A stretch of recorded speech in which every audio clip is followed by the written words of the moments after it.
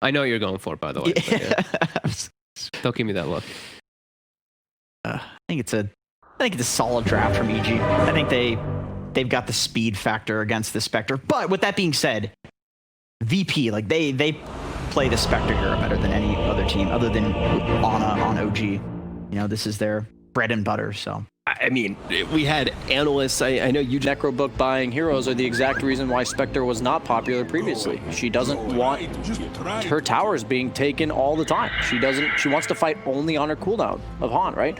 And they don't have any summons, like anything to deal with them. Like, how do they deal with the summons of Lycan? They have AoE damage. Sure, but not enough sort of straight up D-push to just deal with these sort of fast plays. Exactly. Their two supports offer virtually no D-push. The Spectre Shadow Demon lane, for me at least, doesn't seem very threatening to a Lycan. Like, I think Lycan off lane could be vulnerable to like a potential kill lane early, or even just a lane that outtrades him. But Spectre Shadow Demon is a very passive lane. It's kind of just focused on getting that Spectre her game, and Lycan, I think, as an off laner, conceptually can punish that really well, because he's doing the same thing. He's playing for his own game as well, and his lone game is going to come online way before the Spectre's does. So I personally heavily favor EG in this draft, but VP, if they're ever able to get to that point, once again, same story. Superior 5-man, but longer cooldown dependent on the side of VP. And sort of from the off in some of these lane matchups, I mean, do you see sort of a side having stronger lanes on the first few minutes? I mean, Inch Clinkz, ignoring the combo for Clinkz later on in the game is just an incredibly scary lane. Clinkz is a very scary laner, and Enchantress always one of the strongest 5s in lane. I think Ember versus Invoker is about a wash. I think Invoker's slightly favored in that one, but with all things said and done, I think Clinkz and Lycan are going to get the games they want. And that's, I think, just scary for me on the side of VP, because even if the game's even at like 8 to 10 minutes into the game, EG's just is ready to fight so much earlier. Oh, let's see. No one, of course, this Invoker coming through as the last pick, and we'll see what sort of build he goes. I mean, we're still seeing some Quas Wex, some Quas Exhorts across the board. Is there sort of a preferred one here? He's going to start things with the Quas. Yeah, I think they picked him for the Purge, the AoE, Tornado, Mana Burn, EMP. I think that's what it's all about here, especially against the Ember. They have the Shadow Demon plus him to disable this aggression coming out from GPK that we saw a lot of last game. He was playing up in their face all game, and this time around I think they've got better tools to deal with it, as we do see a disruption top. Straight away. He was ready for this. Solo is really good at this. It's one of the things that really distinguishes really good Shadow Demon players to kind of just casual Shadow Demon players, is this disruption and to lock someone in place because you have 3 bodies blocking them. So that was a cool play by VP to look for. It was a really good reaction by Arteezy. Yeah, it was immediately TP. Yeah, he knew that there was no other play than just TPing out of range with that advance from VP. So very quick reaction indeed from Arteezy.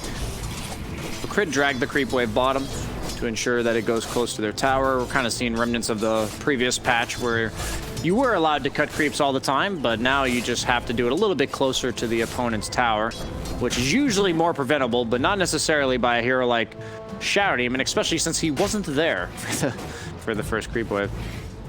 As looks like Lycan is getting absolutely a free farm start in the offlane.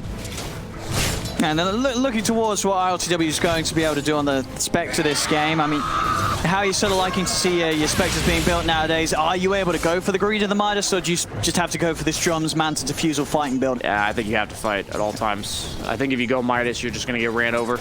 You do not have time. It's not necessarily that he always has to be fighting, but he always has to be able to fight. And with Midas, it's not like the Ursa where he has Ion Shell Surge. This game, he's like completely dependent upon his own kit, his own items to do damage and have impact. Taunt's not going to be enough against this EG lineup. If he goes Midas, I would be very surprised. And then on the other hand, you know, EG, we're talking about them wanting to play fast. Arteezy, though, still, would you still get the Midas, even though you as a squad are going to play fast? Do you sort of agree with Fogged when he said that he still feels this time is kind of essential on this hero right now? Yeah, I think Clinkz, his weakness as a carry has always been that he just has no way to farm. And with the new Clinkz, they kind of gave him a way to farm with the aspect that you could utilize your Q in lane, and then you could just farm damage. But nowadays, I think Midas might be his only way, as he might be needing it to recover a bit from this laning stage after he... Oh, I mean, Rezo, we saw last game, Rezo have a brilliant time on the Phoenix from the laning stage and onwards, and here in game 2, just never missing his spells, getting max usage out of the Fire Spirits, and if you're able to keep all 4 of them, you know, on top of the enemy carry one after another, it's a hell of a lot of damage, and Clinkz early on is a very squishy hero in the lane. Yeah, I'm surprised. I thought their lane was really strong top, but the Earth Spirit Phoenix does have a lot of kill potential if the lane's ever pushed out away from the tower, because Clinkz pretty much relies on that safety, as we see no one getting the Tornado EMP onto GPK. Smart build by GPK, only put 1 point in the Flame Guard. Oh, bottom lane. Both lanes. This does not look like kill heroes. Like, bottom lane especially, Rubik Lycan, Shadow Demon Disrupt, or Shadow Demon Spectre, not exactly kill lanes, at least on paper, but so far already seen 3 kills in less than 4 minutes. Rune's gonna be spawning. GPK is gonna preemptively check bottom. And it looks like it's gonna be top double damage. Edge camping it there. Yeah, he's going to be able to make sure the GPK can't grab this one, and then no one will be able to pick it. So the good old 4-minute double damage. Yeah, it's going to help him with a couple of these waves now against GPK. Already having that lead against GPK. Is he going to get the ward deny? Oh, purged. He didn't go for the ward deny, and Fly did a good job of getting rid of that double damage room. The 5 minutes coming up as well soon. We'll see if these side lanes can try and pressure in the respective safe lanes so they get the space to go for it. Solo going for a bit of a harass on to Crit. iLTW taking a lot of damage though from Ramses and Crit. Ramses the same though from these illusions, as Ramses will be forced right back here. As the regen looking, salves out here onto the Spectre. Solo ball healing back up to full HP. Crit will be able to grab these 2 5-minute runes. And the same to be said for VP up top. Holding back there the duo of EG.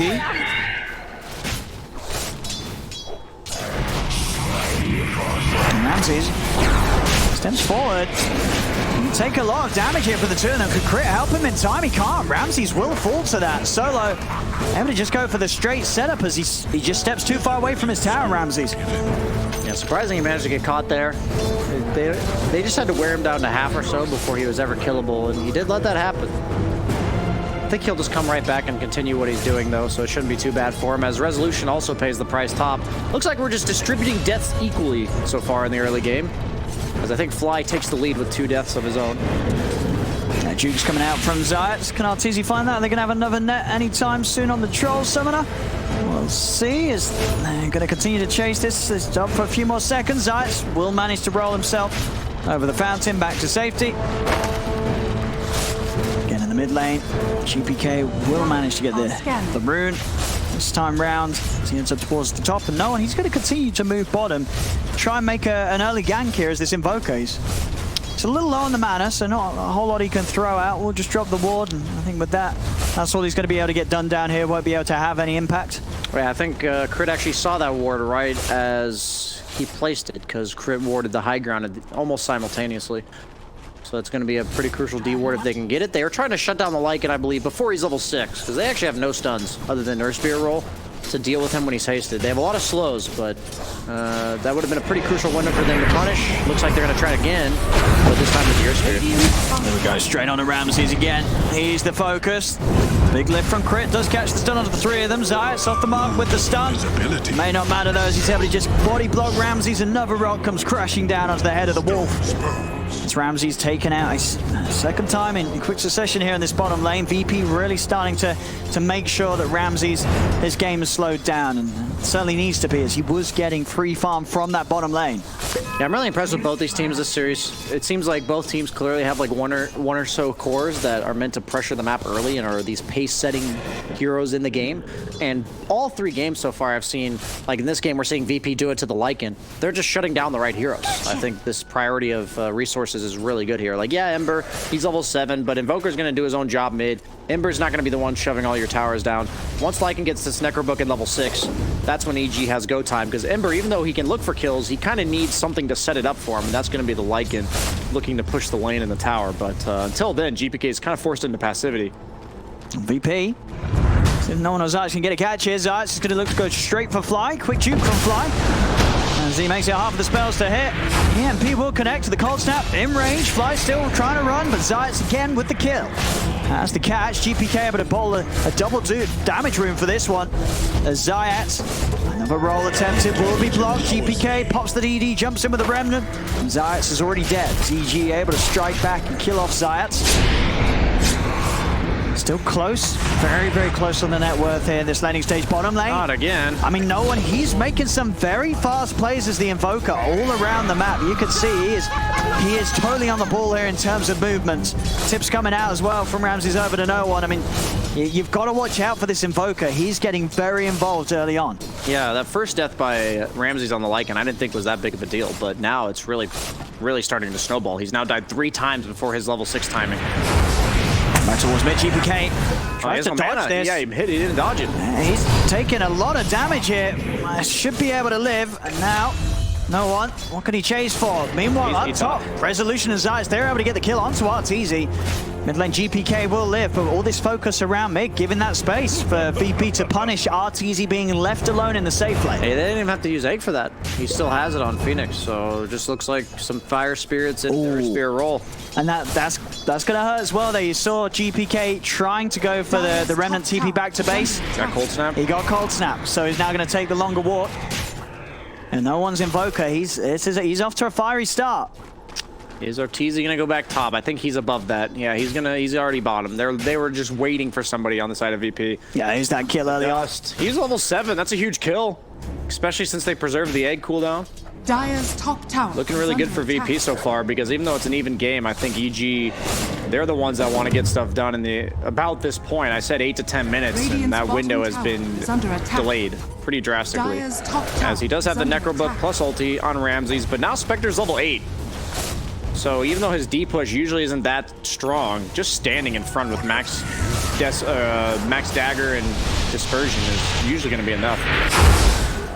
Some round, no one not able to quite land the combo to Ramses. He's out and away. This is so important for mid laners watching this game to understand their rotations in the mid game. Lycan's all about the pace. Notice how many times no one's gone top, right? 0. He's spent all of his rotations going to this bottom lane, knowing that it's his job to delay these pushes, because they don't have too much D push on their lineup for VP. So you kind of have to prevent them from walking up to your buildings in the first place. And no one's been doing a great job, because even though rotations like that don't always work, it's the idea that every extra second you can delay this Lycan from taking the safe lane tower. That's going to delay his future tower taking. That's going to delay his next volley of items. And it looks like it might finally spell doom for this tier 1 bottom, unless VP decides to rotate a lot of heroes. They're coming in. The TPs are coming in. VP wants to hold this. Ramses popping the ult in an attempt to run away. It will get him out of there. Daggers out. Does clip onto them solo, getting turned upon. GPK just jumping in and out. Times it nicely with the Remnant placement. So he has just enough damage from that one Remnant burst to finish off the kill. Ramses also having the wolves in upon him, as he was the one to get the last hit precisely on it. Over towards mid. No one trying to hold back Fly. Arteezy's there, jumps out from Invis to surprise no one. No one will turn with the cold snap, but Arteezy Fly, do they have the damage? He's trying to get out with the Ghost Sword, but they have dust upon him. Down bottom, the X-Pot. Crit can't finish it off. As Crit burns to the Supernova, iLTW continuing to chase. Ramses, he's got nothing else to help him get out of it. Zayas rolls in as well. Ramses will fall. GPK holds to them back with the chains, but iLTW and Resolution are too tanky for GPK to fight back into. Over onto the high ground in the triangle. Zayas leads in. No one closes across with the cold snap. Sunray and Tornado takes out another. As well, Arteezy's having a look from the side, but he cannot get involved. These 3 heroes pose too much of a threat as VP just continue to play that little bit faster than EG, leading the way 11-4 right now. Oh, I learned so much watching these games. VP's playing so well. I'm not trying to take away anything from EG, but the shutting down of the Lycan super early, and then knowing that EG is entirely predicated upon taking 1 or 2 early towers to then snowball the map control that they want with their heroes. And VP, they know if they have ultimates, you aren't getting anything for free. They're not going to let you get away with, like, they invested everything to defend that tower, and even if they didn't get kills, it would have been worth it for them, because all that matters is making it just similar to the first game where EG was trying to delay no one on the DK. We're seeing VP just trying to make sure Ramsey's first ultimate does not get a tower. There we go. No one. Straight past the tower. He's hungry for more. Goes straight in for Fly. The ticking him down. Fly will pop. Any chance no one sees, he is straight in and on them. Dive for from Rezo, he's ready to go in deep. There's the horn coming out as well from iLTW. Dagger out to RTZ, forcing him out to the side. They surround Crit. Crit getting burned out by the Sunray. He's trying to run away, juke him through the trees, but they'll find him. Double kill for no one. GPK's got the chain down to the two of them. Zayas, he rolls straight across there on top of RTZ again. Cold snap from no one. RTZ falling low, he goes down. Silence onto GPK. The Tornado for no one removing the Flame Guard. GPK will finish off solo with the Sleight of Fist. Ramsey's with the wrap around. That ult used, chase down one. Deafening blast from no one. Pushes Ramsey to the side, but no one. He's running out of ways to escape. Or is he? He's got the Ghost Swap. Pops the tick. He's able to walk out with the invis. iLTW and Zayas still looking towards Ramsey's. Ramsey's ult will come to an end, meaning that he cannot chase any further. And again, VP, they do lose a couple, but their cause, no one, he continues to get away with this aggression, these fights behind the tier ones, and he's able to dance his way out of the action. You look at VP's lineup and say, okay, ults are on cooldown. There's no way this would be able to push towers, right? But I love the way they're reading the map. I'm actually just like fanboying over VP right now because you know when you kill the Lycan and you have no cooldowns that he's just going to walk right back at your bottom tower. So instead of trying to contest him directly, it's actually a more passive move. Like you're representing less strength by pushing the opponent's objectives to try to trade and forcing EG to basically dedicate their resources to a place they don't want to. Yeah. And even though Lycan got bottom tower, they get 3 kills in return on the side of VP, and now their ultimates are going to be off cooldown again as Resolution might get caught though. He's going to pop the egg, and now Ramses, he's stuck underneath it. The cold snap of the EMP. Ramses, he's got no escape. He's caught underneath the supernova. They'll kill off the Lycan yet again. I'm so impressed by these moves by VP. They just understand exactly what their lineup's supposed to do. They are dissecting EG right now. They're up by 9 kills with the superior late game lineup. I don't think it's even comparable, to be honest. EG, they better light a fire under their asses because it ain't gonna get any better if the pace of the game. iLTW just got free tower top. Yeah, that should never happen, right? If you look at the 2 drafts, the Spectre, if Spectre's getting a tower for free, something is you're getting in desperate territory. Oh, here already, VP. They've wrapped him out. They're ready to set up here. They've got a point now in the Exors. The Sun Strike comes out. Fly will fall. GPK's going to try and chase. What can he catch? He gets the chains onto Solo. A turn over towards the SD, running him down in the river. The Wolves out as well with the chase. All Solo's courier also potentially in trouble. He'll keep it safe, but he'll fall himself. Deafening blast for Nolan. Pushes the 2 in the back. The Ice Wall's down. iLTW in with the dagger onto Crit. The Rubik falls. GPK trying to turn towards Zayas, but Zayas is pretty tanky. GPK, he puts out a defensive remnant. He's ready to jump his way back out of there as he's got to be careful. VP still with the 4 of them around. GPK can't fight into these 4 heroes.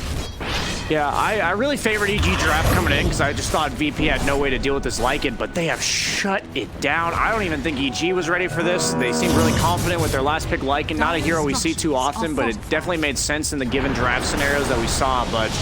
mid. GPK's got a remnant in preparation. It doesn't even matter. The sun is down. GPK just dies underneath the tower.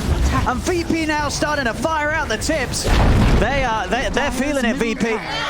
They're in some incredible momentum here. The way they're playing around their 2 cores, both iLTW and no one still yet to die in this game.